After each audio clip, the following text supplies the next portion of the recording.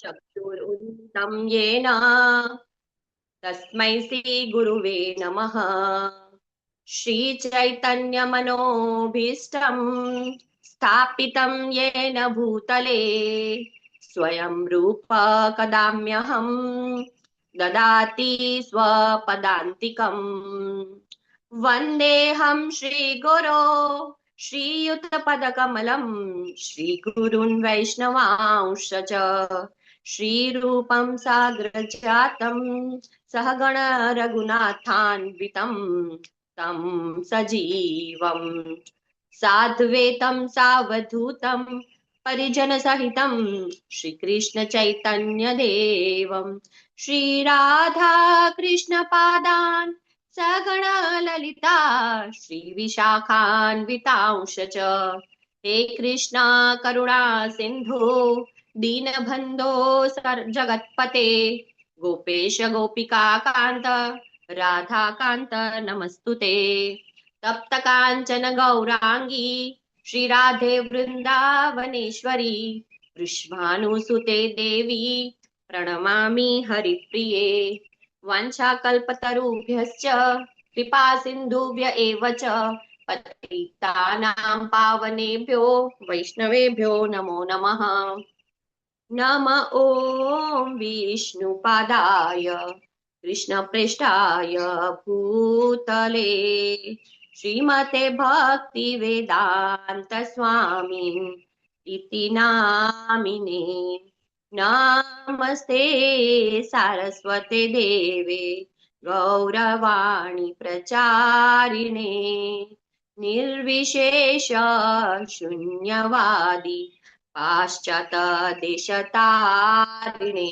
जय श्री कृष्ण चैतन्य प्रभु नित्यानंद श्री अद्वैत गदाधर श्रीवासादि गौर भक्तवृंद।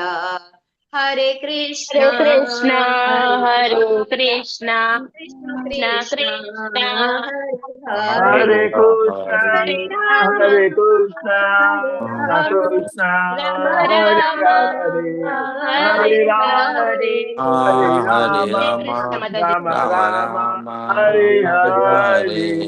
हरे हरे कृष्ण माता कृष्णा जी दंडवत हरे धन्यवाद प्रणाम। कृष्ण सभी। माता हरे जी दंडवत कृष्णा प्रणाम। हरे हरे कृष्ण कृष्ण माता जी दंडवत माताजी प्रणाम। दंडवत प्रणाम। સાદર પ્રણામ. હરે કૃષ્ણ. સૌને સાદર પ્રણામ. સૌનું સ્વાગત છે. હરે કૃષ્ણ. આપણે ભાગવતમનું મંગલાચરણ લઈશું. મારી પાછળ રિપીટ કરજો.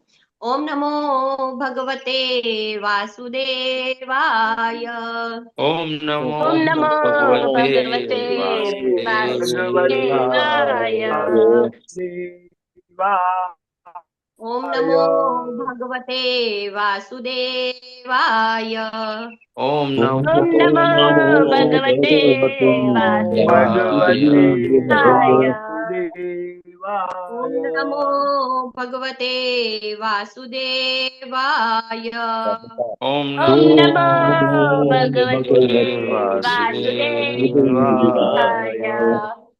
नारायणं नमस्कृत्य नरं चैव नरोत्तमम् नारायणं नमस्कृत्य नमस्कृत्य नरं नरं नरोत्तमम् नरोत्तमम् देवीं सरस्वतीं व्यासं ततो जयमुदीरये। देवीं देवीं सरस्वतीं सरस्वतीं व्यासं व्यासं ततो ततो जयमुदीरये। जयमुदीरये। शृण्वतां स्वकथा कृष्ण पुण्यश्रवणकीर्तनः श्रवणतां शृण्वतां कृष्ण स्वकथाः कृष्ण पुण्यश्रवणकीर्तनः। पुण्यश्रवणकीर्तनः। जयन्तस्थो हि भद्राणि विदुनोति सुरेत्सिताम् हृदयन्तस्थो भद्राणि विदुनोति सुरसिताम्। प्रायेष्वभद्रेषु नित्यं भागवत सेवया नष्टप्रायेषु अपद्रेषु नष्टं भागवत सेवया भगवती उत्तम श्लोके भक्तिर्भवति नैष्टिकी भगवते भगवते उत्तम श्लोके भक्ति भवति નિત્યમ શ્રીમદ ભાગવતમના શ્લોકોનું પઠન પાઠન વાંચન સ્મરણ કરવાથી ઉત્તમ શ્લોક એવા ભગવાન શ્રી કૃષ્ણના ચરણ કમળોમાં આપણને નૈષ્ટિકી ભક્તિની પ્રાપ્તિ થાય છે, જે આપણા બધાનું એકમાત્ર લક્ષ્ય છે. અને આપણા જે અનિષ્ટો છે, આપણા જે પાપો છે, અભદ્રો છે, એ એક ક્ષણ માત્રમાં દૂર થાય છે. અને આજે તો માધવ તિથિ છે અને આજનું મહત્વ તો બહુ જ વધારે છે. આજથી 4 મહિના સુધી ભલે બધા જે શુભ કાર્યો છે એ નહીં થાય, પણ આપણા માટે તો સેલનો અવસર ચાલુ થયો છે. આજે આ 4 મહિનામાં આપણે જે કરીશું ને એમાં આપણને બધામાં ડબલ ફાયદો મળશે. અને છેલ્લે તો આપણી પાસે પુરુષોત્તમ મહિનો તો આવશે, કાર્તિક મહિનો તો આવશે, એમાં તો બહુ મોટી મહાબમ્પર સેલ લાગશે. એટલે આ 4 મહિનામાં વધારેમાં વધારે નામ જપ કરવાનું છે, વધારેમાં વધારે શ્રીમદ ભાગવતમનું શ્રવણ કરવાનું છે, પઠન કરવાનું છે. હંમેશા આપણી પાસે એક કોપી આપણી પોતાની હોવી જોઈએ, શ્રીમદ ભગવદ ગીતાની, શ્રીમદ ભાગવતમની. આપણે જ્યાં જઈએ ત્યાં આપણી સાથે એક બુક એટલીસ્ટ પ્રભુપાદની હોવી જ જોઈએ. જ્યાં ટાઈમ મળે, રોમાં ઉભા હોય, લાઈનમાં ઉભા હોય, કઈમાં ક્યાં રસ્તામાં જતા હોય, ટ્રાવેલિંગમાં હોઈએ, તો આપણે બીજું કશું ના કરીએ તો એક નામ જપ કરી શકીએ છીએ. જો એમાંથી કંટાળો આવે તો આપણે બુક રીડિંગ કરી શકીએ છીએ. આ બે કામ તો આપણે ક્યાં પણ બેઠા બેઠા કરી શકીએ છીએ. એટલે આપણા માટે આપણી કોપી હોવી ખૂબ જ જરૂરી છે. એટલે આપણે હંમેશા એવું વિચારવાનું છે કે આપણી સાથે ભગવાન છે. જો આપણે આ કોપી લઈને ફરીશું ને તો આપણે પોતાની ભગવદ ગીતા અને ભાગવતમ વસાવવું જ જોઈએ. હરે કૃષ્ણ. હરે કૃષ્ણ માતાજી. આજના જપા વોરિયર્સની કાઉન્ટિંગ કહેશો? હરે કૃષ્ણ માતાજી. છે પ્રભુજી? નથી ને? હરે કૃષ્ણ માતાજી. ટોટલ 124 જણાએ મંગલા આરતી એટેન્ડ કરી હતી. હરે બોલ. હરે કૃષ્ણ પ્રભુજી. તમારી સેવા માટે ખૂબ ખૂબ આભાર. આ બધા માટે આપણે એકવાર હરે કૃષ્ણ મહામંત્ર બોલીશું. ચલો, ઓન કરો માઇક. હરે કૃષ્ણ કૃષ્ણ હરે કૃષ્ણ કૃષ્ણ કૃષ્ણ હરે હરે હરે રામ હરે રામ રામ રામ હરે હરે કૃષ્ણ માતાજી. હરે કૃષ્ણ. સાદર પ્રણામ. આજથી બધાએ પ્રણ લેવું જોઈએ કે સવારે રોજ વહેલા ઉઠશે, મંગલા આરતીમાં આવશે, એટલીસ્ટ 4 મહિના તો કરવા જ જોઈએ, અને સવારે નામ જપમાં જોડાવા જોઈએ. હરે કૃષ્ણ. તો આજના આપણે શ્લોક તરફ આગળ વધીએ. આજનો સ્કંદ છે 3, અધ્યાય છે 14, શ્લોક છે 39 અને 40. આપણે 2 લેવાના છે. તો પહેલા હું એકવાર રિપીટ બોલું છું, પછી બીજી વારથી આપણે રિપીટ કરીશું. ભવિષ્ય તવ વા ભદ્રૈ અભદ્રે જાઠરાધમૌ લોકાન સંપાલાત્રીન ચંડી મુહુરાક્રંદયિષ્યત. આગળના પહેલા શબ્દમાં ભવિષ્ય તસ્વત્વા ભદ્રૈ લેવાનું છે. અભદ્રા લખ્યું છે ને એ નહીં, અભદ્રૈ. તમે જો શબ્દાર્થમાં તો તમને ખબર પડશે. અભદ્રૌ અને બીજી વારમાં અભદ્રે, અને જાઠ મધો તો આવશે લોકાન સંપાલાન ત્રીન, અને પછી ત્યાંથી શબ્દ છૂટો પડશે અને આવશે ચંડી મુહુરા ક્રંદર ઈષ્યત. આ પાછળનું સહેલું છે. એટલે આપણે પાછળ આવી રીતે બોલીશું અને થોડું ધ્યાન રાખીશું શબ્દ બોલવામાં. મારી પાછળ રિપીટ કરશું. ભવિત્રા તવ વા ભદ્રૌ અભદ્રેલ જાઠરાધમૌ ભવિષ્ય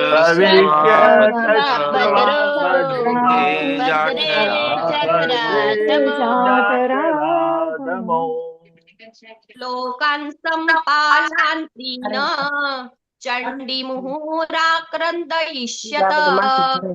લોકાન સંપલાન સ્ત્રીન ચંડિલ મુહુરાક્રંદયિષ્યત. भविष्यतो वा भद्रौ अभद्रे जाठराधमौ भविष्यत्वा अभद्रे जातराधमो लोकान् सम्पालान्त्रीन् चण्डीमुहुराक्रन्दविष्यत लोकान् मुराकृत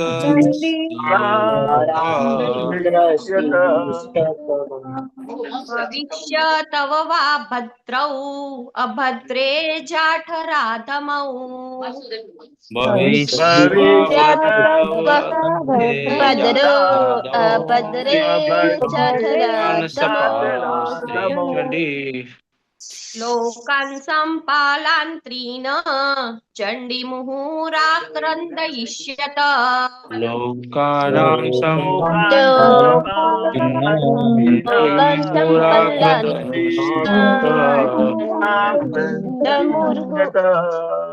हरे कृष्ण। पहला प्रभुजी પછી માતાજી। हरे कृष्ण।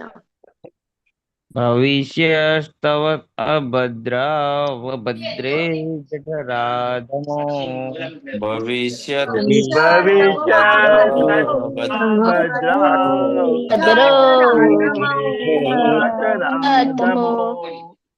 लोकान् सम्पालान् स्त्रीनश्चण्डीमुहुराक्रन्दयिष्यत लोकान् सम्पालान् चण्डीमुहुराक्रन्दयिष्यतः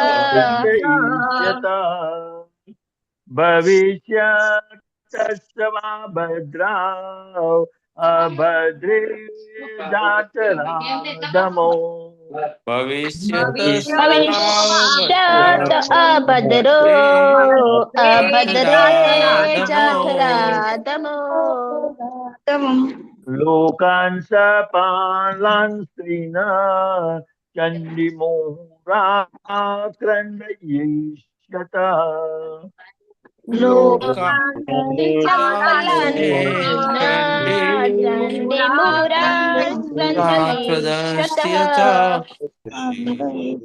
भविष्यतस्वभद्राव अभद्रे जाठराधमो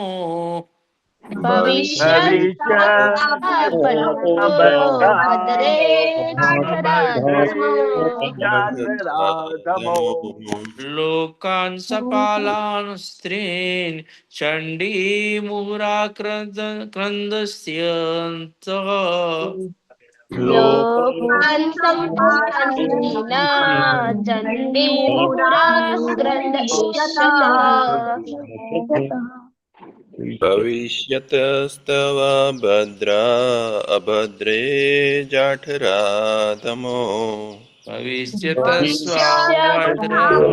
अभद्रो जाठराधमो लोकान् सपालां स्त्रीणां चण्डीमुहुराक्रन्दयिष्यतः लोकान् सपालान् स्त्रीन् चण्डीमुहुराक्रन्दयिष्यतः भविष्यतस्तव भद्रा ભદ્રવ પ્રભુજી ભદ્રવ બોલવાનું છે। ત્યાં પહેલામાં ભદ્રવ ને બીજામાં ભદ્રે। હરે કૃષ્ણ। भविष्यतस्तव भद्रो भद्रे जाठराधमो अभद्रो अभद्रे जाठराधमो लोकान् सपालां स्त्रींश्चण्डीमुहुराक्रन्दयिष्यतः लोकान् सपालान्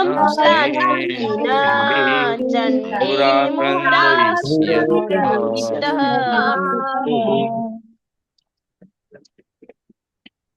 भविष्यतस्तव भद्रं भद्रे जठराधमो भद्रे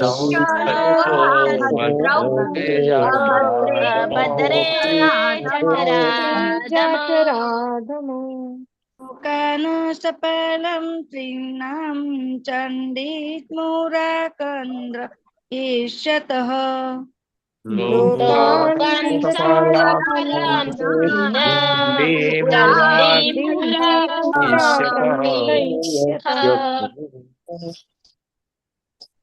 भविष्यतस्तव भद्रौ भद्रे जाठराधमो ભવિષ્યત્પદરો અભદ્રે જઠરાધમો लोकान् सपालान् चण्डी महुराक्रन्दयिष्यतः લોકાન લોકાન સફલાં સંપલાન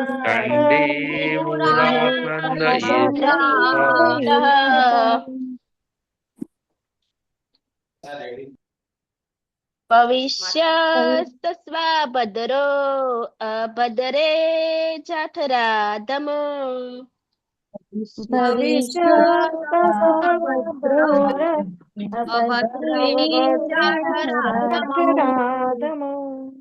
લોકાન સંપલાન સ્ત્રીના ચંડી મુહુરા ક્રંદ ઈષ્યતઃ લોકાન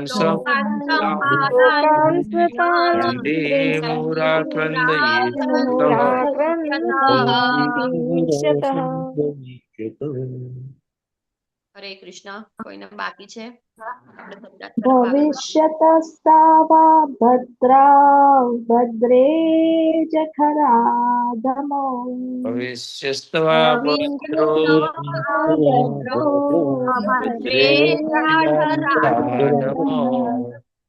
લોકાન સફલાલામ સ્ત્રી ચંડી મુહુરાક્રંદ ઈષ્યતઃ લોકાન સફલાં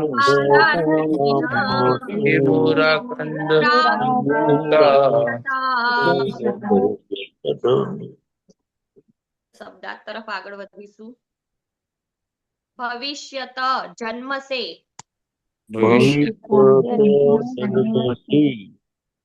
તવ તારાથી, તારાથી અભદ્રૌ નિંદાને પાત્ર બે પુત્રો, અભદ્રો નિંદાને પાત્ર બે પુત્રો અભદ્રે હે દુર્ભાગી સ્ત્રી, અભદ્રે અભદ્રે હે દુર્ભાગી સ્ત્રી જાઠર અધમૌ તિરસ્કૃત ગર્ભમાંથી જન્મેલા, જાઠર અધમો તિરસ્કૃત ગર્ભમાંથી જાઠર જન્મેલા અધમો તિરસ્કૃત ગર્ભમાંથી જન્મેલા લોકાન બધા લોકોને, લોકાન લોકાન બધા લોકોને કપાલાન તેમના લોકપાલો સહિત, કપાલાન તેમના લોકપાલો સહિત તીન ત્રણે, ત્રણે ચંડી હે ઉગ્ર સ્ત્રી, ચંડી હે ઉગ્ર સ્ત્રી હું સતત ગૃહ સતત આક્રંદ ઈષ્યત શોક ઉપજાવશે, આક્રંદ આક્રંદ ઈષ્યતઃ શોક ઉપજાવશે. અનુવાદ શીલા પ્રભુપાદજી દ્વારા. શીલા પ્રભુપાદની જય. હે અભાગણી સ્ત્રી, તારા અધમ ગર્ભમાંથી તને બે નિંદા પાત્ર પુત્રો પ્રાપ્ત થશે. હે કમનસીબ સ્ત્રી, તે પુત્રો ત્રણેય લોકને સતત દુઃખ આપશે. હરે કૃષ્ણ. હરે કૃષ્ણ. અમરીશ પ્રભુજી, કોને આપવાનો છે ભાવાર્થ? અમરીશ પ્રભુજી, હરે કૃષ્ણ. હમણાં લેટેસ્ટ કોણે નથી વાંચ્યું? હરે કૃષ્ણ. નામશ્રેષ્ઠ પ્રભુજી, તમે લઈ લો. હરે કૃષ્ણ. હરે કૃષ્ણ. ભાવાર્થ શીલ પ્રભુપાદ દ્વારા શીલ પ્રભુપાદની છે. માતાના અધમ ગર્ભમાંથી નિંદાપાત્ર પુત્રોનો જન્મ થાય છે. ભગવદ્ ગીતા 1.40 કહ્યું છે, જ્યારે ધાર્મિક જીવનના નીતિ નિયમોનો ઈરાદાપૂર્વક ઉપેક્ષા થાય છે ત્યારે સ્ત્રી વર્ગ ભ્રષ્ટ થાય છે અને પરિણામે અનિચ્છનીય બાળકો થાય છે. છોકરાઓ માટે તો ખાસ સાસુ છે. જો માતા સારી ન હોય તો દીકરા સારા ન હોઈ શકે. વિદ્વાન કશ્યપ દિતિના અધમ ગર્ભમાંથી જન્મ લેનાર પુત્રોનું ભાવિ ચરિત્ર અગાઉ જોઈ શકતા હતા. ગર્ભાશય દૂષિત હતું કારણ કે માતા, હરે કૃષ્ણ માતાજી, હરે કૃષ્ણ પ્રભુજી, આવી ગયું જો સ્ક્રીન પર.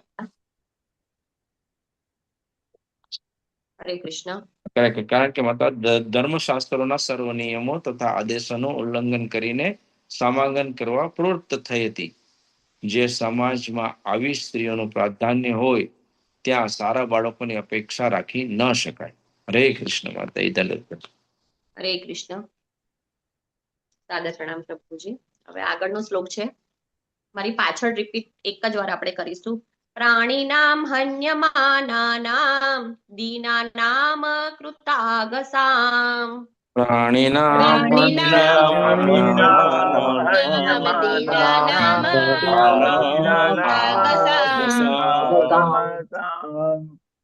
સ્ત્રીણામ નિગૃહ્યમાણાનામ કોપિતેષુ મહાત્મસુ.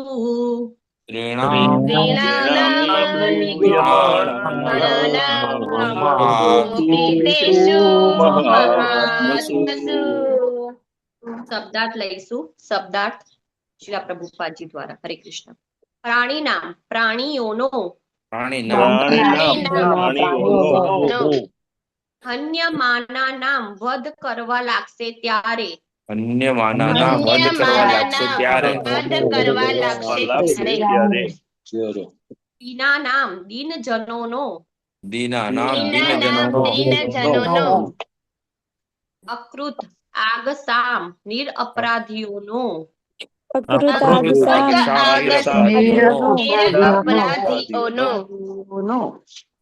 સ્ત્રીઓનો, નિગૃહ્યમાણા નામ ત્રાસ આપશે ત્યારે,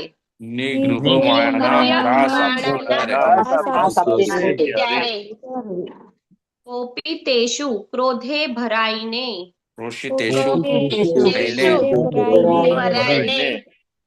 મહાત્મસુ મહાત્મા પુરુષો,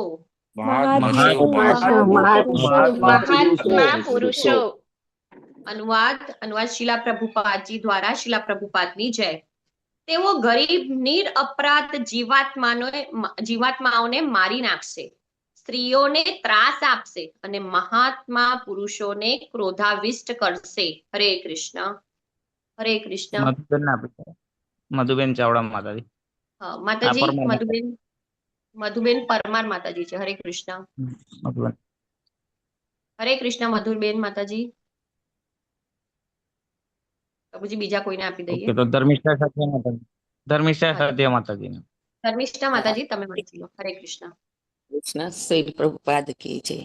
જ્યારે નિર્દોષ જીવોની હત્યા કરવામાં આવે છે, સ્ત્રીઓ પર જુલમ ગુજારાય છે અને કૃષ્ણ ભાવના પરાયણ મહાત્માઓને ગુસ્સે કરાય છે, ત્યારે આસુરી પ્રવૃત્તિઓનું પ્રાધાન્ય હોય છે. આસુરી સમાજમાં જીભને સંતોષવા નિર્દોષ પ્રાણીઓની હત્યા થાય છે અને બિનજરૂરી સંભોગ દ્વારા સ્ત્રીઓ પર જુલમ થાય છે. જ્યાં સ્ત્રીઓ તથા માંસ હોય ત્યાં મદિરા અને મૈથુન હોય જ. સમાજમાં જ્યારે આનું પ્રાધાન્ય હોય ત્યારે ભગવાનની કૃપાથી સ્વયં ભગવાન અથવા તેમના સાચા પ્રતિનિધિ જ સમાજ વ્યવસ્થામાં ક્રાંતિકારી પરિવર્તન લાવી શકે એવી અપેક્ષા રહે છે. હરે કૃષ્ણ. હરે કૃષ્ણ માતાજી અને પ્રભુજી બંનેનો ખૂબ ખૂબ આભાર, ખૂબ સરસ રીતે ભાવાર્થ વાંચવા બદલ. હરે કૃષ્ણ. આપણે શ્લોક સમજતા પહેલા આપણે પ્રાર્થના કરી લઈએ. ઓમ અજ્ઞાનતિમિરાન્ધસ્ય જ્ઞાનાંજલશલાકયા ચક્ષુરુન્મિલિતં યેન તસ્મૈ શ્રી ગુરુવે નમઃ. નમો ઓમ વિષ્ણુપાદાય કૃષ્ણપૃષ્ઠાય ભૂતલે શ્રીમતે ભક્તિવેદાંત સ્વામીતિ નામ્ને નમસ્તે સારસ્વતે દેવે ગૌરવાણી પ્રચારિણે નિર્વિશેષ શૂન્યવાદી પાશ્ચાત્ય દેશતારિણી.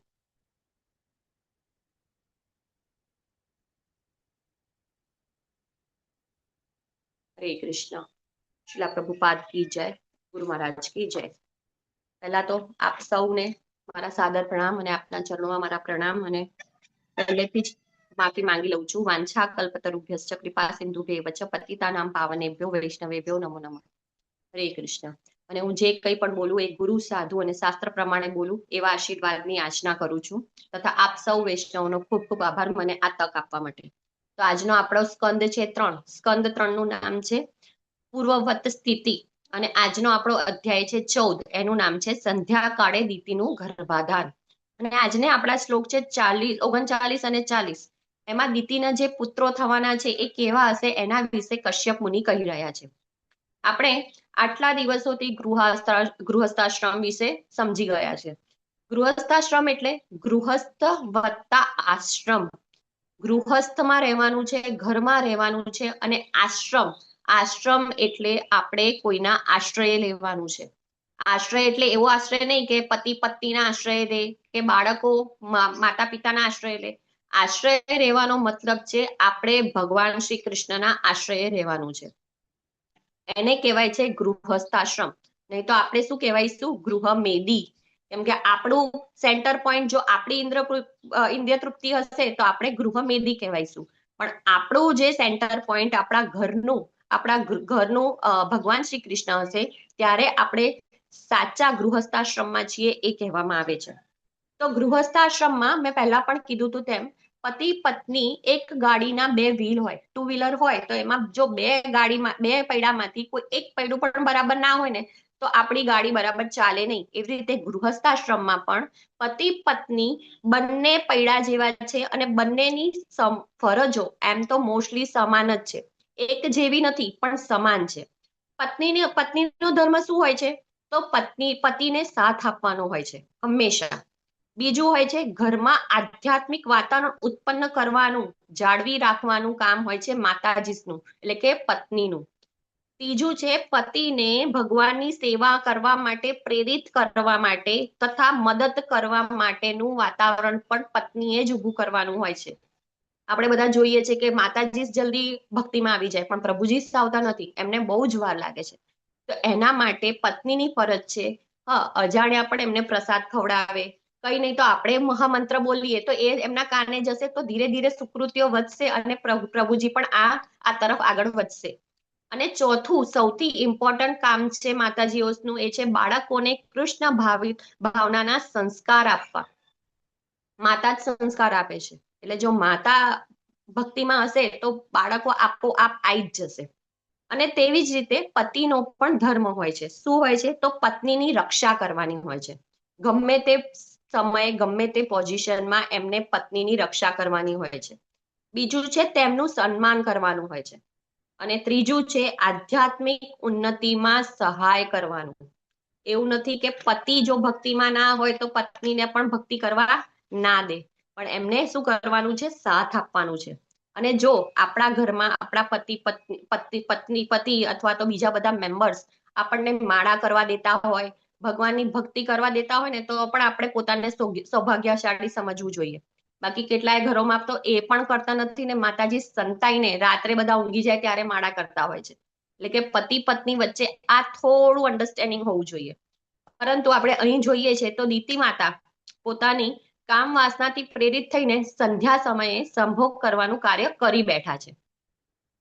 અને આચાર્યો અહીં સમજાવે છે કે શું દીતીની સૌથી મોટી ભૂલ એ સંધ્યાકાળે ગર્ભાધાન હતી કે બીજું કઈ હતી?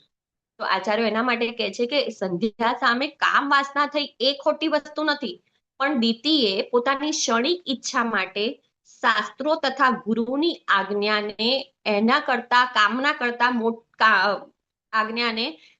કામનાને મોટી ગણી. એટલે કે એ શાસ્ત્રો અને ગુરુની આજ્ઞાની ઉપર કામનાને પોતાને મૂકીને એ વસ્તુ એને કરી એટલે એની ભૂલ છે. દીતીની ભૂલથી આપણે શું સમજવું જોઈએ? તો આપણે બધા છે ને એવું વિચારીએ છીએ આ પ્રસંગ ઉપરથી કે દીતી માતા કેવા હશે એમ, પણ શું આપણે પોતાના હૃદયમાં અંદર જોઈએ છે કે આપણે કેવા છીએ? આપણે કોઈ દિવસ એ જોતા નથી. કદાચ આપણામાં કામ વાસના ન હોય પણ આપણામાં બીજી બધી ઈચ્છાઓ તો ઘણી બધી છે. રોજ જે કેટલી ઈચ્છાઓ આપણે રોજ જે વિચારતા હોઈએ છીએ કે હા મને આ મળી જાય તો કેટલું સારું, કદાચ હું આવું કરી લઉં તો કેટલું સારું.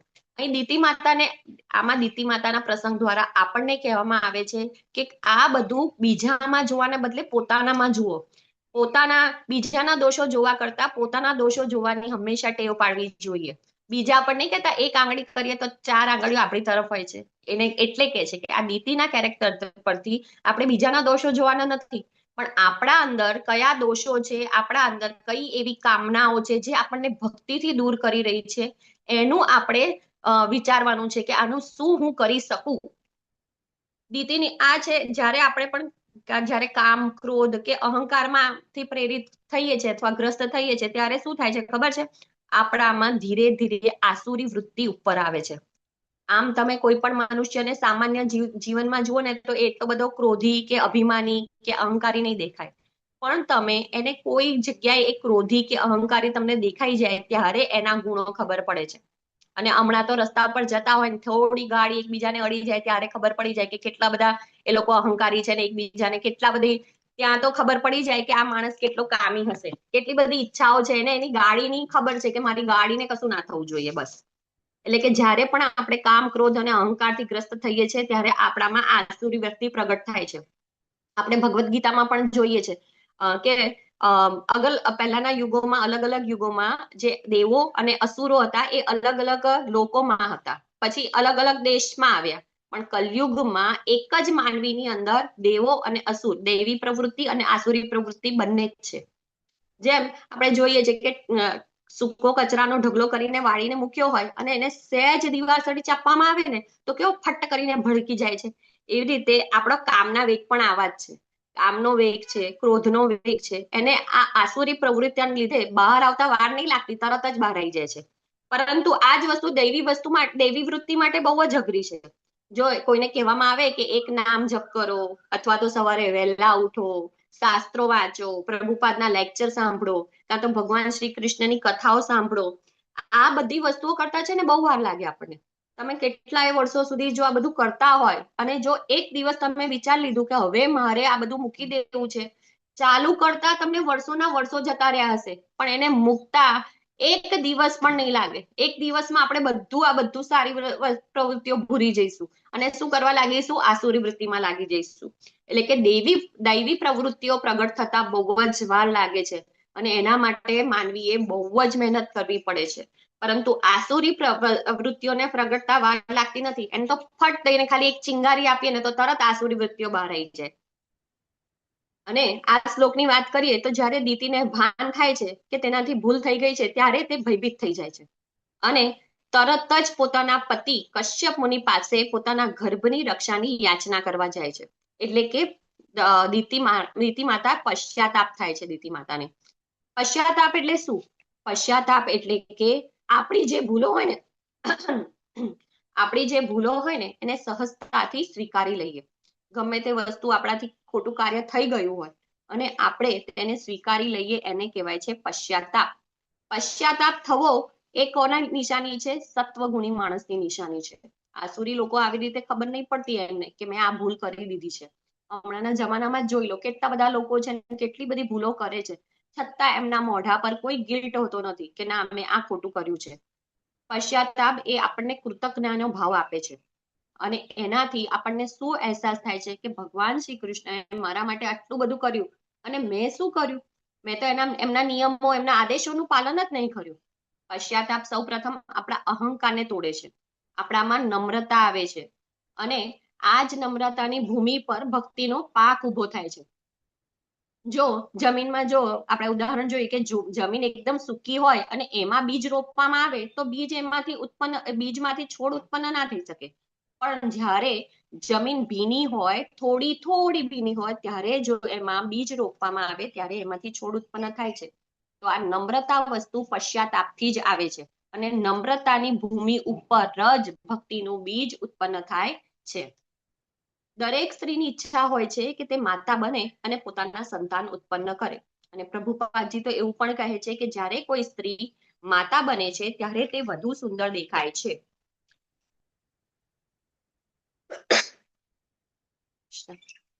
આના પરથી આપણને ગુરુ શિષ્ય પરંપરાનો દાખલો લઈ શકાય છે કે જ્યારે પણ શિષ્યની કોઈ પણ ભૂલ થાય ત્યારે તેમણે કોની પાસે જવું જોઈએ? પોતાના શિક્ષા ગુરુ, પોતાના દીક્ષા ગુરુ અથવા તો કોઈ વરિષ્ઠ વૈષ્ણવ પાસે જઈને પોતાની ભૂલનો સ્વીકાર કરવો જોઈએ. જો એ આવું ના કરે તો પશ્ચાતાપ થયો નથી એવું કહેવાય. અને એમની પાસે જઈને એ ભૂલમાંથી કેવી રીતે બહાર નીકળી શકાય એનું માર્ગદર્શન લેવું પડે. આપણે જો આપણી જાતે જ બધું કરવા જઈશું ને તો આપણે આપણી જે ભૂલ થઈ છે ને એને વધારે સારી રીતે વધારે ભૂલો કરીશું. એક ભૂલના ચક્કરમાં આપણે ઘણી ભૂલો કરી દઈશું, કેમ કે આપણે તો પોતાને પરફેક્ટ જ માનીએ છીએ હંમેશા કે મેં જે કરું છું એ બધું પરફેક્ટ છે. એટલે આપણે આપણી ભૂલ બીજાને કહેવાની અને એ આપણને જે રસ્તો આપે એના પર ચાલવાનો. એક સરસ જ કબીરદાસનો દોહો છે ને, તુસ્સે ના સુલઝેંગે તેરે ઉલझे हुए धागे. તમારા પોતાના જો આપણી જે ભૂલો છે ને આપણાથી સુધારાય નહીં, પણ બીજાની દ્રષ્ટિથી એને જોતા આપણે સુધારવાનો માર્ગ મળી જાય છે. અને એક વાત બીજી સમજવા જેવી છે કે ભક્ત હંમેશા પોતાની ભૂલને સ્વીકારે છે. જે પણ ભક્ત હશે ને પોતાની ભૂલને સ્વીકારશે. જ્યારે અભક્ત હોય છે શું કરે છે? પોતાની ભૂલ ના સ્વીકારે. એ હંમેશા બીજા ઉપર પોતાની ભૂલોને ઢોળે છે, હંમેશા બીજાનો દોષ જ કાઢે છે. એણે આવું કર્યું એટલે મેં આવું કર્યું હતું, પણ એ કોઈ દિવસ એવું ના વિચારે કે મારાથી કઈ ભૂલ થઈ ગઈ છે. એટલે અહીં દીતીને બીજું આપણે જોઈએ ને તો આ શ્લોકમાં દીતીને અભાગણી સ્ત્રી શબ્દ સંબોધવામાં આવ્યો છે.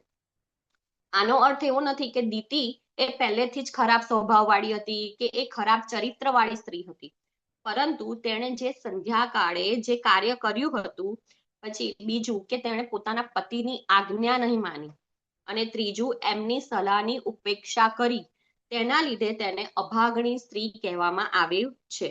આના ઉપરથી આપણે શું સમજી શકીએ છીએ કે અમુક લોકો નથી કહેતા કે ભગવાને તો મને જ્યારથી મેં જન્મ લીધો છે ને ત્યારથી મને આવો જ ભાગ્ય આપ્યું છે. એના પરથી સમજી શકાય છે કે ભગવાન શ્રી કૃષ્ણ કોઈને પણ આવા અભાગા તરીકે મોકલતા નથી, પરંતુ આપણા પાછલા જન્મોના કર્મો, ઈચ્છાઓ અને આપણી ચેતના જે શુભ અને અશુભ પરિણામ લાવે છે. એટલે કે આપણા કોઈ પણ આપણી વસ્તુ માટે કે કોઈ પણ કાર્ય માટે કે કોઈ પણ ભૂલ માટે આપણે ભગવાનને કે અન્યને દોષ દેવાની જરૂર નથી, કારણ કે એ બધું આપણા લીધે, આપણા કર્મોના લીધે જ થાય છે, બીજા કોઈના લીધે નથી થતું.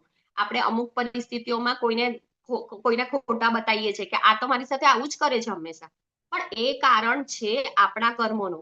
એના કર્મો હતા કે આપણી પાસેથી વસૂલ કરીને આપણા કર્મો હતા આપણે આપવાનું. એટલે ભગવાને એ બેને ખાલી એક સમયે એકઠા કરે છે અને એકબીજાનું ઋણ ઉતાવળાવે છે. એટલે કે આ કહે છે કે આપણે નહીં કહેતા કે કોઈ વાર કે યાર આ તો રસ્તામાં જતો હતો ને તેની સાથે અનહોની થઈ ગઈ, પણ અનહોની કોઈ થતી નથી. એ વસ્તુ હંમેશા આપણા નસીબમાં, ભાગ્યમાં લખેલી જ હોય છે. વિધાતાએ આપણા ભાગ્યમાં લખેલું જ છે, કેમ કે આપણા પાછલા કર્મો એવા હતા. એટલે કે છે ને અનહોની હોવત નહીં, હોની હોશો હોય. અનહોની કોઈ દિવસ હોતી જ નથી, પણ જે થવાનું છે એ તો થવાનું જ છે. અને આપણને પ્રશ્ન થાય ને કે અહીં સ્ત્રીને જ કેમ અભાગણી કીધી છે? કારણ કે કામનો વેગ એનામાં હતો. કશ્યપ મુનિ તો પોતાના સંધ્યા પૂજામાં વ્યસ્ત હતા, પણ દીતી માતા એમને પ્રેરે છે કામ કરવા માટે. વળી આપણે જોઈએ છે કે બાળકને ગર્ભમાં રાખવાથી માંડીને બાળક જ્યાર સુધી મોટું થાય, એટલે કે બુદ્ધિમાન થાય, ત્યાં સુધી બધી જ જવાબદારી માતાની હોય છે. ઇવન આપણે જોઈએ છે કે એવું કહેવામાં આવે છે કે બાળકની પહેલી શિક્ષક તો એની માતા જ હોય છે. કેમ કે જો કે બાળક નાનું હોય ને તો એ માતા સાથે વધારે રહે, અને માતા સાથે વધારે રહેતા માતા જે બોલી બોલશે ને એ જ બાળક બોલે છે.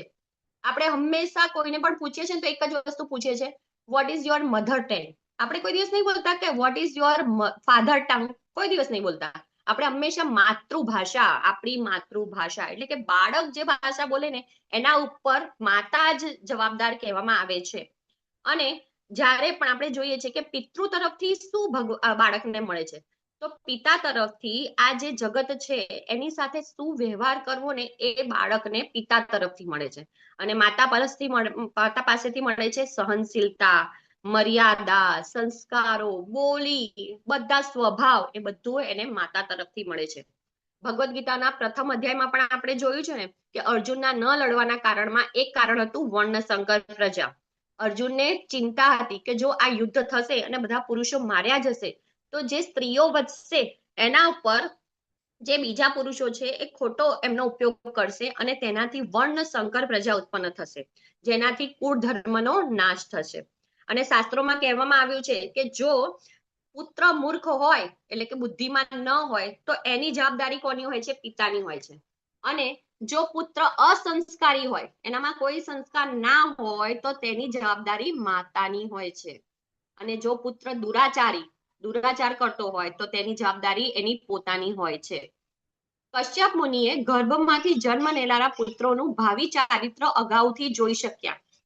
એટલે કે મનુષ્ય કેવો હશે તે તેના ચરિત્રથી આપણને ખબર પડે. ન કે આપણા બ્રાન્ડેડ કપડાં પહેરવાથી, મેકઅપ કરવાથી, અથવા તો આપણે જે આમ સાદી ભાષામાં કહીએ ને કે બહારના દેખાવથી. હંમેશા મનુષ્ય કેવો હશે એના ચરિત્રથી જ આપણને ખબર પડે. શાસ્ત્રો અને વેદોમાં મનુષ્યના ચરિત્ર પર ખૂબ જ ભાર મૂકવામાં આવ્યો છે. તેના માટે આપણને શું આપવામાં આવ્યું છે? વર્ણાશ્રમ વ્યવસ્થા આપવામાં આવી છે, જેનાથી બાળકનું ચરિત્રનું ઘડતર નાનપણથી જ થાય. ચરિત્રનો સામાન્ય અર્થ છે કે મનુષ્યનો વિચાર, પછી એની વાણી અને એનો વ્યવહાર. આ બધું વાણી, વિચાર અને વ્યવહાર આ બધું આપણા ચરિત્રને ડિસાઈડ કરે છે. અને ચરિત્ર એટલે એક રીતે કહેવા જઈએ ને કે આપણા વ્યક્તિત્વનું જે પ્રતિબિંબ છે ને અરીસામાં દેખાય એ છે. પ્રભુપાદ હંમેશા સમજાવે છે કે ધન, વિદ્યા, પદ થી અધિક મૂલ્યવાન છે ચરિત્ર. અને એ ખૂબ સરસ ઉક્તિ છે, ધન ગયા તો કુછ નહીં ગયા. આપણું ધન જતું રહે ક્યારેક તો આપણે એવું નથી કે ધન જતું રહ્યું તો આપણે મરી ગયા, પણ ધન જાય ત્યારે કશું નથી ગયું, પણ સ્વાસ્થ્ય ગયા તો કુછ ગયા. જો કદાચ આપણું સ્વાસ્થ્ય બગડે ને તો આપણું થોડું ઘણું કંઈક જતું રહ્યું એવું લાગે છે, પણ ચરિત્ર ગયા તો સબ કુછ ગયા. જો ચરિત્ર જતું રહે તો આ બધું જ જતું રહે છે. આપણે જે પણ કર્યું હોય જગતમાં તે બધું જતું રહે છે. અને ચરિત્ર આપણે પ્રતિષ્ઠાથી નહીં મળતું, પણ પોતાના જ કર્મોથી બને છે. એટલે આપણે સારામાં સારા કર્મો એટલે કે અકર્મો, ભગવાનને અર્પિત કરેલા કર્મો જ કરવા જોઈએ. અહીં ધર્મશાસ્ત્રના નિયમો વિશે કહેવામાં આવ્યું છે. શાસ્ત્રો એટલે શું? તો શાસ્ત્રો એટલે કે આપણે જોયું છે કે બળદગાડું ચાલતું હોય તો બળદના નાકમાં છે ને આમ દવડું પહેરાવવામાં આવે છે, અને એ પેલો બળદગાડા વાળો હાથમાં લઈને ચાલતું હોય છે. તો આ શાસ્ત્રો એ આપણા મનુષ્યના જે નાકમાં દોરડા સમાન છે. તેનાથી બળદગાડું હાંકનાર શું કરે છે? એને જે દિશામાં બળદને હાંકવું હોય ને એ બાજુ દોરડાને આમ ફેરવે, એટલે એ બાજુ જ એ બળદ જાય, અને એવું કરીને એના ગંતવ્ય સુધી લઈ જાય છે. તો આ શાસ્ત્રો પણ એવા જ છે. જો આપણે શાસ્ત્રોનું પાલન કરીએ તો ધીરે ધીરે એ આપણને ભગવત પ્રાપ્તિ સુધી લઈ જાય છે. અને જો આપણે શાસ્ત્રોનું પાલન ના કરીએ તો અહીં ઉત્પાત કરીશું, ભૂલો કરીશું અને અપરાધ કરીશું, જેવી રીતે દીતિ માતા કરી બેઠા છે. શાસ્ત્રોનું પાલન કરવું એટલે શું? શાસ્ત્રોનું પાલન કરવું એટલે કે કૃષ્ણની ઈચ્છા પ્રમાણે ચાલવું. કયા કાર્યો કરવા જેવા છે, કયા કાર્યો કરવા જેવા નથી, એની સમજ પડે છે. શાસ્ત્રો આપણા મનને સ્થિર કરે છે, શાંત કરે છે, અને તેના પ્રમાણે નિર્ણય લેવાની તાકાત આપે છે. આના પહેલા આપણે જયારે કૃષ્ણ ભાવનામૃતમાં નતા ત્યારે આપણે કેવા હતા એ આપણે બધા જ જાણીએ છીએ. હું તો એટલી કેવી હતી એ હું જાણું છું કે આપણું મન સ્થિર નથી. એક જગ્યાએ તો મારું મન બેસતું જ નતું, ક્યારે અહીં ક્યારે તઈ, અને સમજ જ ના પડે કે કરવું છે શું. પણ શાસ્ત્રો વાંચ્યાનું થોડું થોડું જો જ્ઞાન આવે છે તો આપણને એ બુદ્ધિ ભગવાન આપે છે. શાસ્ત્રોના પાલન કરવાના ફાયદાઓમાં સૌથી મોટો ફાયદો શું છે ખબર છે? આપણે પાપ કર્મ કરતા બચી જઈએ છીએ. ગમે તે કાર્ય કરતા પહેલા આપણે વિચારીએ છીએ કે આ વસ્તુ બરાબર છે કે આ વસ્તુ બરાબર છે. પહેલા તો શું હતું, બધા કરે એ આપણે કરવાનું. બધા અહીં ખાડામાં કૂદે તો આપણે ખાડામાં કૂદવા જતા રહેતા હતા ત્યારે. પણ હવે આપણે બધી વસ્તુઓ વિચારીએ છીએ કે મારે શું કરવું છે. શરૂઆતમાં આપણે જોઈએ તો શાસ્ત્રોનું પાલન કરવાનું આપણને ખૂબ અઘરું લાગે, પણ ત્યાં સુધી જ અઘરું લાગે જ્યાં, કેમ કે આપણે તો પેલા છૂટા બળદના જેમ ફરતા હતા ને નાકમાં પેલું લાકડું નાખે, દોરડું નાખે અને આપણને ચલાવવાની પ્રેક્ટિસ કરે તો આપણને પ્રેક્ટિસ થાય ત્યાં સુધી અઘરું લાગે. પણ એક વાર જો એ શાસ્ત્રોને આપણે આપણા જીવનમાં ઉતારી લઈએ તો ધીરે ધીરે ધીરે ધીરે એ પાલન કરવાથી આપણને પહેલા નિયમો એમાં આપે, અને નિયમોનું પાલન કરવાથી આપણને એમાંથી શુદ્ધતા પ્રાપ્ત થાય છે, જેના દ્વારા આપણને આત્મ સાક્ષાત્કાર સુધી આપણે પહોંચી શકીએ છીએ. અહીં આપણે જોઈએ ને તો દીતિ માતાને તેના બાળકો વિશે તેમના પતિ જ કહી રહ્યા છે, બીજા કોઈ નહીં. એ જ્યોતિષ પાસે નથી ગયા કે પૂછવા માટે કે મારા બાળકો કેવા હશે, કારણ કે કશ્યપ મુનિ ત્રિકાળદર્શી જેવા ઋષિ છે. ત્રિકાળ એ આગળનું પણ જોઈ શકતા હતા, અને આમ તે કશ્યપ મુનિ ધર્મના, શાસ્ત્રના અને આધ્યાત્મિક જીવનનું જ્ઞાન ધરાવતા હતા. છતાં કામી પત્નીના ક્ષણિક સંગના લીધે તેમનો એ જ્ઞાનનો પણ નાશ થયો હતો. તો આના પરથી આપણને ખબર પડે છે કે સંઘનું મહત્વ. આપણે કોની સાથે સંઘ કરવાનો છે, જેની સાથે સંઘ કરીશું એવો જ રંગ આપણને ચડશે જ. તેથી ભક્તોનો સંઘ કરવો જોઈએ, જેથી જો આપણે શાસ્ત્રોના માર્ગથી થોડા પણ વિચલિત થઈએ તો આપણને સાચવી લે. આપણે પ્રથમ પહેલા લેવલમાં આપણે ભરત મહારાજની કથા જોઈએ છે. એમાં ભરત મહારાજ એકલા જંગલમાં ગયા હતા અને એ ત્યાં જઈને હરણના પ્રેમમાં પડી જાય છે. પણ જો ત્યારે એ કોઈ ભક્તોના સંઘમાં ગયા હોત તો ત્યારે ભક્તો એને સાચવી લેત અને કહેતા કે ભરત મહારાજ તમે આ ખોટું કરી રહ્યા છો. એટલે કે સાધુ સંઘ આપણે કરીશું, હરે કૃષ્ણ, સાધુ સંઘ જયારે આપણે કરીશું ત્યારે આપણને શાસ્ત્રોનું પાલન બરાબર થશે. સાધુ સંગ સર્વ શાસ્ત્ર હોય, લવ માત્ર સાધુ સંગ સર્વ સિદ્ધિ હોય. એટલે કે સાધુ સંગ કરવાથી જ આપણે શાસ્ત્રોના નિયમોમાં પાલન કરીશું.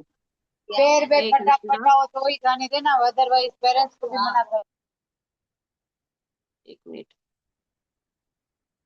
હરે કૃષ્ણ. તો દીતિ અને કશ્યપ મુનિની ચેતના કેટલી ઉન્નત હતી, તો પણ તેમનાથી આ ભૂલ થઈ ગઈ. અને આપણી તો ઇન્દ્રિયો જ આપણા કંટ્રોલમાં નથી, તો ચેતનાની તો વાત જ નથી ને. અને દીતિના આ ઉદાહરણ પરથી શીખવાનું છે કે આપણે જો પોતાની ઈચ્છાથી કોઈ પણ કામ કરીશું ને તો નુકસાન જ થશે, પરંતુ આપણે ગુરુ સાધુ અને શાસ્ત્ર પ્રમાણે કામ કરીશું ત્યારે આપણી આધ્યાત્મિક ઉન્નતિ થશે. અને શ્લોક 40 જોઈએ ને તો આપણે દીતિના આસુરી પુત્રોનું વર્ણન કરવામાં આવ્યું છે. એ પુત્રો કેવા હશે તો નિરઅપરાધ જીવાત્માઓની હત્યા કરશે, સ્ત્રીઓને ત્રાસ આપશે તથા મહાત્માઓને ગુસ્સે કરશે. આ બધા કાર્યો અસુરોના હોય છે. તેથી જ પ્રભુપાદજી આપણને 4 નિયમો આપેલા છે. આ બધું જ એમાં કવર થઈ જાય છે, જેથી આપણે એટલીસ્ટ પશુઓમાંથી મનુષ્ય બની શકીએ. પશુઓ અને મનુષ્યમાં 4 વસ્તુ કોમન છે. હરે કૃષ્ણ. શું કરે છે પશુઓ અને શું મનુષ્ય પણ કરે છે, આ સુધી આપણે પણ કરીએ જ છીએ. હરે કૃષ્ણ. નિંદ્રા આહાર મૈથુન. હા, તો એમાં શ્લોક આવે છે ને, આહાર નિદ્રા ભય મેથુનમ ચ સામાન્ય મેત પશુભી સમાન ધર્મો હિ એકો અધિકો વિશેષ ધર્મેણ હીના પશુભી સમાના. એક ધર્મ જ એ છે જે પશુ અને મનુષ્યને અલગ કરે છે. બાકી આ બધું તો આપણે પણ કરીએ છીએ અને પશુઓ પણ કરે છે. અને જો આપણે આ 4 નિયમોનું પાલન કરીશું તો શું થશે, તો માંસાહાર ન કરવાથી આપણે એટલીસ્ટ નિરઅપરાધ જીવાત્માઓના હત્યાના પાપથી બચી જઈએ છીએ. અમુક લોકો પ્રોટીનના નામે, તો અમુક લોકો પશુઓની સંખ્યા વધી જશે એના નામે માંસનું ભક્ષણ કરતા હોય છે. આપણે પહેલાના સમયમાં જોઈએ ને તો મનુષ્યો ઓછા હતા, પશુઓ અને ગાયો વધારે હતી, તો પણ શું કોઈ દિવસ આવો ઇનબેલેન્સની સ્થિતિ થઈ નથી થઈ. અને કદાચ જો એ ઇનબેલેન્સ થાય તો એ જોવાનું કામ એ આપણું નથી, એ ભગવાનનું છે. કેમ કે ભગવાને જેટલા જીવો ઉત્પન્ન કર્યા છે એના માટે કંઈક ને કંઈક વ્યવસ્થા કરી જ છે. એનું આપણે વિચારવાનું નથી કે ના ભાઈ જીવો વધી જશે તો આપણા ઉત્પાત થશે પૃથ્વી પર અને એના લીધે આપણે માંસાહાર કરવો જોઈએ. આ બધા ખોટા કારણો છે અને પોતાની ઇન્દ્રિય તૃપ્તિ કરવાના આ ઉપાયો જ છે, બીજું કશું નથી. અને આપણે જોઈએ છે કે આપણે સ્ત્રીઓ પર અત્યાચાર હમણાં પણ બહુ જ થઈ રહ્યા છે. રોજ તમે કોઈને કોઈ ન્યૂઝ સાંભળો ને તો તમને એવું થાય કે આ સમાનતાના નામે આ ત્રાસ જ આપી રહ્યા છે. કંપનીઓમાં સ્ત્રીઓ નોકરી કરતી હોય ત્યાં, કાં તો પછી રસ્તામાં જતી હોય તોય ત્યાં પણ સ્ત્રીઓ સેફ નથી. હંમેશા તમે જોશો ને તો ત્યાં પણ કોઈને કોઈ ઘટના થતી હોય છે. તો આ જો સમાનતાના નામે આ શોષણ જ થઈ રહ્યું છે.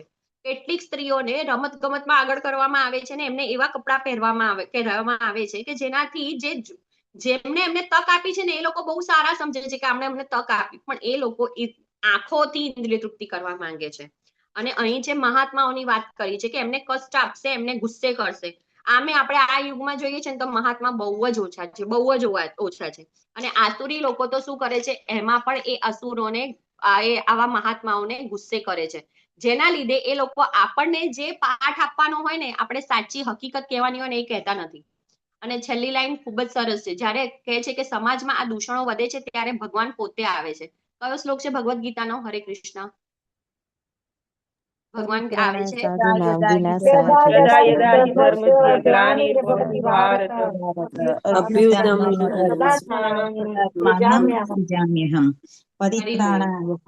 ભગવાન કદાચ સાથે ના આવે, ભગવાન અહીં ના આવે તો શું મોકલે છે? પોતાના કોઈ પ્રતિનિધિને મોકલે છે. ભગવાન શ્રી કૃષ્ણના આવા જ એક પ્રતિનિધિ જેમણે ભૌતિક જગતમાં કેટલાય લોકોનું જીવન બદલી નાખ્યું અને આપણું જીવન પણ બદલી રહ્યા છે. અને આગલા 10,000 વર્ષ સુધી જેટલા પણ જીવો રહેશે એમનું મનુષ્ય શરીરમાં એમનું જીવન બદલવાના કારણ બનશે શીલા પ્રભુપાદ. શીલા પ્રભુપાદે આપણી જિંદગીમાં ઘણા બધા બદલાવ કર્યા. એમને કરેલા બદલાવ ઘણા છે, ઘણા. એમનું જે ઉપકાર છે ને એ આપણે કોઈ જન્મમાં ચૂકવી શકીએ નહીં. આપણા ગુરુ મહારાજનું, પ્રભુપાદનો ઉપકાર આપણે કોઈ દિવસ ચૂકવી શકીએ એમ નથી. પ્રભુપાદે એવું તો શું કર્યું કે આપણને આટલા બધા બદલાવ આપ્યા, તો એમને શાસ્ત્રો સાથે જોડીને ભગવાનની ઈચ્છા આપણને સમજાવી. આજ સુધી મેં ભગવદ ગીતા જેટલી વાર પણ વાંચી છે ને એટલી વાર મને આ ભક્તિ વિશે સમજ નથી પડી જ્યાં સુધી હું કૃષ્ણ ભાવનામૃતમાં નથી આવી. ત્યાં સુધી મને તો આ કર્મયોગ, જ્ઞાન યોગ બસ એટલું જ ખબર હતી. અને કર્મયોગમાં બી એક જ કે તમે તમારું કામ કરો અને બસ ભગવાનની સાથે સાથે ભક્તિ કરો. ભગવાનની ભક્તિ એટલે પેલું આપણે 2 મિનિટ વાળું, પછી આખો દિવસ નહીં કે એવું નહીં. અને જે કર્મ કરો એ ભગવાનને અર્પિત કરો, બસ એટલા 2 વસ્તુ, એ 2-3 શ્લોક મને ખબર હતા અને એની મિનિંગ પણ એ જ રીતે મને ખબર હતું. તો પ્રભુપાદે આપણને શાસ્ત્રો સાથે જોડીને ભગવાનની ઈચ્છા સમજાવી છે. આપણને 4 નિયમો આપીને આપણને મનુષ્ય બનાવ્યા. અને આપણે પહેલાની જિંદગી જો આપણે હમણાં પણ નજર કરીએ ને, સાચે મને પોતાને એવું લાગે છે કે હું પશુ જેવી જ હતી. હા, બસ ખાઓ પીઓ, આરામ કરો અને ફર્યા કરો, બીજું કોઈ ધંધો હતો નહીં મને પણ. એટલે આ 4 નિયમો આપીને આપણને મનુષ્ય બનાવ્યા. ભગવાન કૃષ્ણ જ પરમ ભગવાન છે અને તેમની સાથેનો આપણને સંબંધ પ્રભુપાદજી આપણને સમજાવ્યો. મહામંત્ર આપ્યું અને કીધું ચેન્ટ એન્ડ બી હેપી. અને સાચે ભલે કોઈ બોલે ના બોલે, પણ જો આપણે મંત્રનો ચેન્ટ કરીએ, આખો દિવસ સમજ જ ના મળે તમને.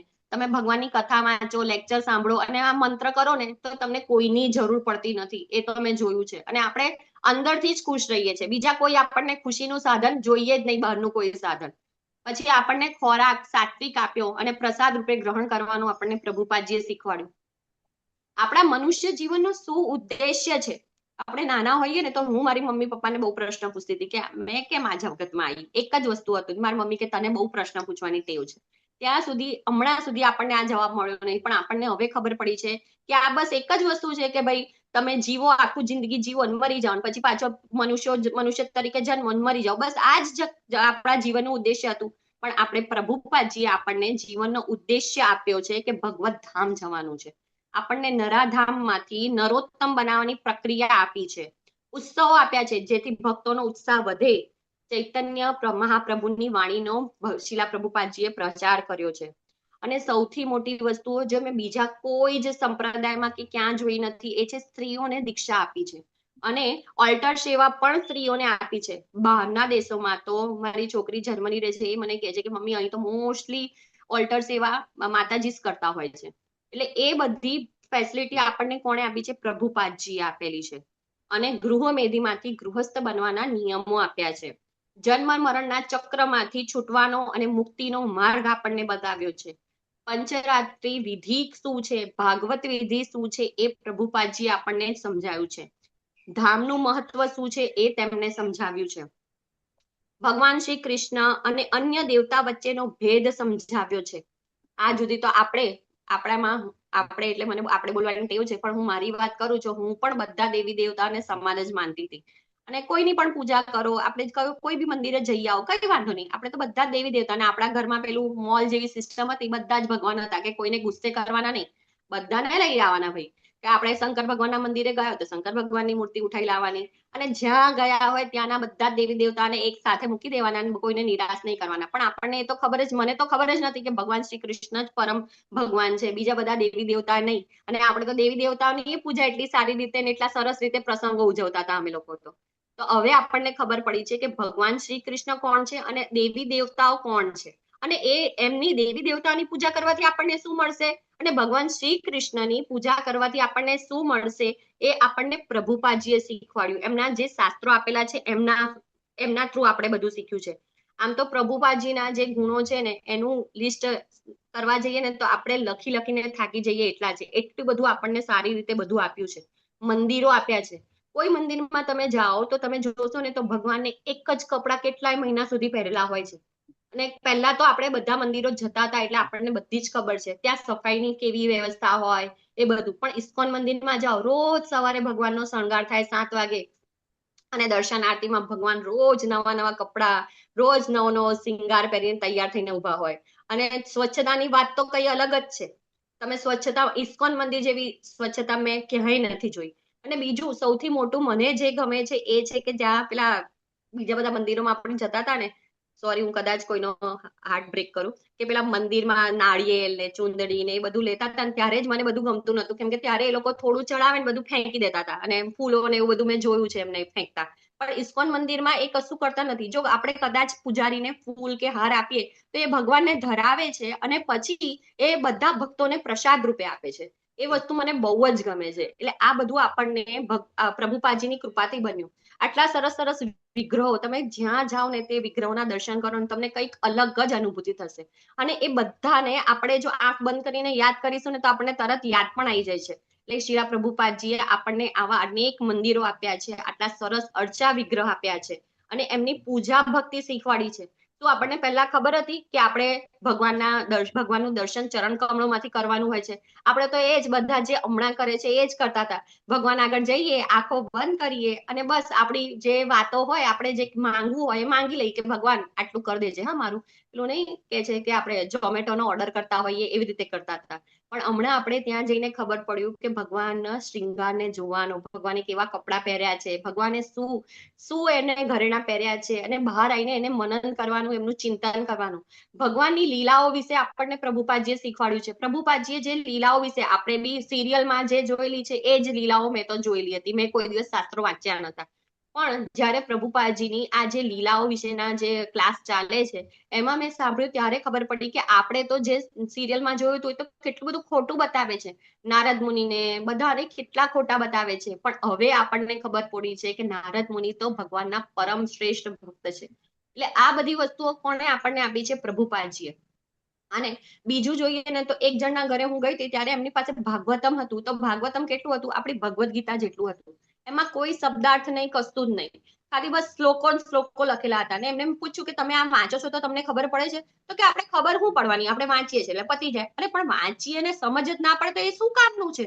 અને જયારે મેં એમને કીધું કે અમારી ભગવદ્ ગીતા, આ ભાગવતમનો સેટ 18 બુક્સનો છે, ત્યારે એમને કીધું કે આ ક્યારે વંચાશે?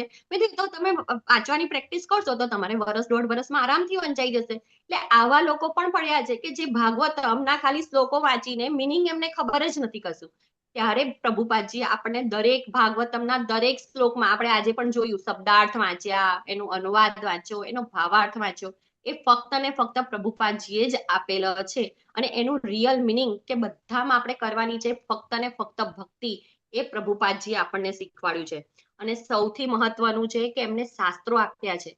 એમને એટલા બધા શાસ્ત્રો સ્ટડી કર્યા અને આપણને ભગવદ્ ગીતા, ભાગવતમના તો જે ગરુડ પુરાણમાંથી શું લેવાનું છે, પદ્મ પુરાણમાંથી શું લેવાનું છે, એ આપણને અલગથી કોઈ ગ્રંથો વાંચવાની જરૂર નથી.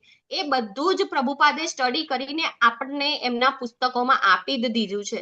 એટલે કે પ્રભુપાદજીએ આવા શાસ્ત્રો આપ્યા છે. અને બીજું તો સૌથી મસ્ત વસ્તુ શું કરી છે ખબર છે? દરેકની પ્રાદેશિક ભાષામાં આપી છે.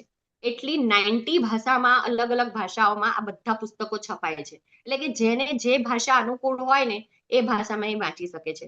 તો આટલી ફેસિલિટી તો કોઈ પણ તમે કોઈ પણ સંપ્રદાયમાં જશો ને તો એમના ગુરુ મહારાજોએ કે કોઈ ગુરુએ આપેલી નથી. આપણા પ્રભુપાદજીએ આ બધી મહેનત આપણા માટે કરી છે.